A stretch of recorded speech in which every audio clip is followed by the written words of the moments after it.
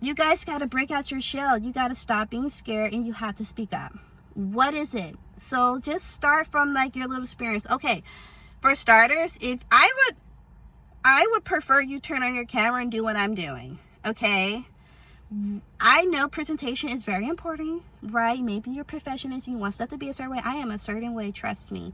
And right now, I don't have time for all of that. What I have time for, what you guys care for, is my voice. You're not caring about necessarily how I look. We do want our figures to look nice and lovely and hot up there and conductive. And like, don't be sounding all ghetto. Don't be talking all ghetto, especially for the mulattoes that grew up with the black people. I know, y'all, trust me, I know. But like, don't be talking like that, okay? Because we want to present ourselves as elegant, classy, polite people, you know, especially our mannerism. When we start talking, when you hear the tone of somebody's voice, you can kind of start navigating about where they come from, or you know, something, you know, they curse too much, they can't say nothing without profanity. Like, don't do that.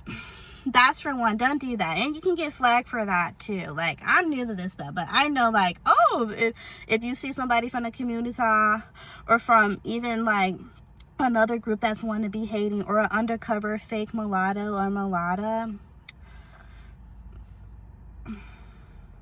just don't mind it, okay?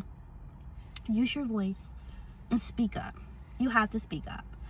You have to speak up. It's been too long. If you're still saying you're black and you look like me, you tripping, because somebody that looks like me gets told you're not really black. You're not finna gaslight me, okay? You're not finna gaslight me with this big Nigerian looking nose. You're not finna gaslight me when I take off my wig and you see my Afrocentric looking hair. You're not finna do that, okay?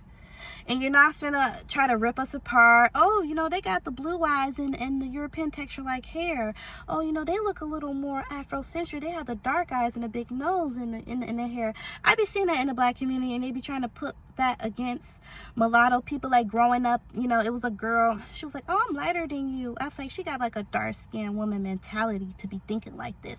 And for those that know what I mean by this, now I'm not finna keep going in depth with y'all. You know, like, I was like, I'm still light-skinned, and what is she talking about? And the dark-skinned girls was like, no, like, she's more brighter. I was in my head, like, now that I think, like, was she saying she's more superior or something? Like, I didn't understand. And you know, the girl, the mulatto was very pretty. She had more the European look, right? She was very beautiful, very pretty. And I was just staring at her like, what is these people talking about? You know, but we're not gonna let that rip us apart. We're not like that. And I love all you guys, and you guys don't be like that.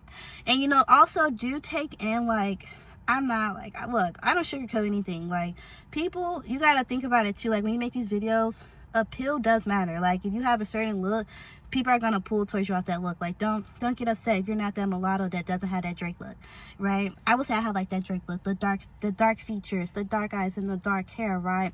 I have that look. And for him to be a biracial, he looks more like a mixed mulatto with two mulatto parents.